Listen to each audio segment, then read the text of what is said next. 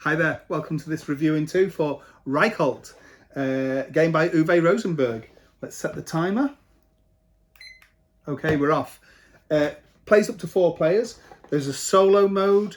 2-player is this side of the board. Plenty of action spaces for 2 players. Ton of action spaces. These lovely little crates that come with it, with the wooden meeples, veggie meeples. Can go off the board, and this is filled up with spaces to go. You've got 3 workers per turn to use. You've got greenhouses that you don't start with a greenhouse. All you start with is your little turn order card with your little house, say. You have to use action spaces to get greenhouses, different greenhouses. You can plant a vegetable. So this one will only plant 3, but it'll plant more types of vegetable. Carrot is the most exclusive. If you plant 6, you can only either plant lettuce and tomato.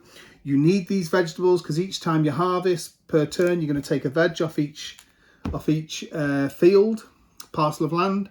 You need the veg to go around this track. This reminds us very much of At the Gates of Loyang, doesn't it? Yeah. There's a little bit of a grickler going on here as well. This is a light stroke medium weight game. Crunchy as well, certainly towards the end, isn't it? Gets a little bit working your brain. How am I going to eke out the extra bits? You get a free pass each round on the phase of what they call tourism, where you have to chuck in the vegetables. Instead of chucking them in, you actually get the vegetables and skip one space.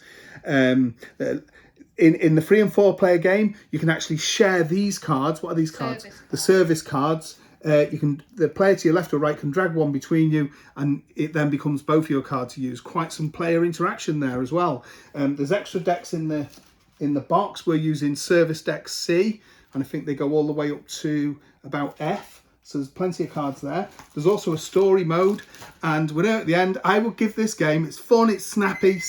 There we go. 7.5 out of 10. Same 7.5.